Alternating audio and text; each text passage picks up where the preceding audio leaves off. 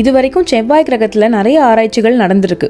ஆனா இப்பதான் இருக்கிறதுலே ஸ்ட்ராங்கான ஒரு க்ளூ கிடைச்சிருக்கு, இங்க நுண்ணுயிர்கள் இருந்திருக்கலாம்னு. நாசாவோட பெர்சிவியரன்ஸ் ரோவர் ஜெசீரோ கிரேட்டர் அப்படின்னு ஒரு பெரிய பள்ளத்தாக்குல நடத்தின ஆராய்ச்சி மூலமா கண்டுபிடிச்ச விஷயங்கள் தான் இப்ப நாசா வெளியிட்டிருக்க இந்த ரிசல்ட்ஸ்லாம். நாசாவோட பெர்சிவியரன்ஸ் ரோவர் 2021 செவ்வாய் கிரகத்துல முன்னாடி காலத்துல இருந்த டெல்டா பகுதியில தரையிறங்குச்சு.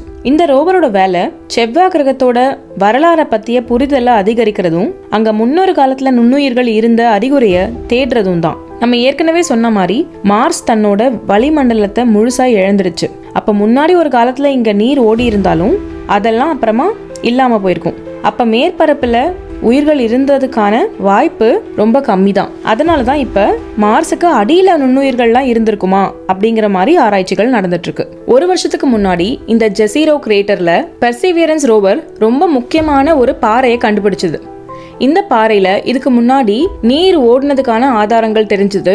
அது மட்டும் இல்லாம அதுல மைக்ரோபியல் லைஃப் நுண்ணுயிர்கள் இருந்ததுக்கான ஆதாரமும் இருந்தது.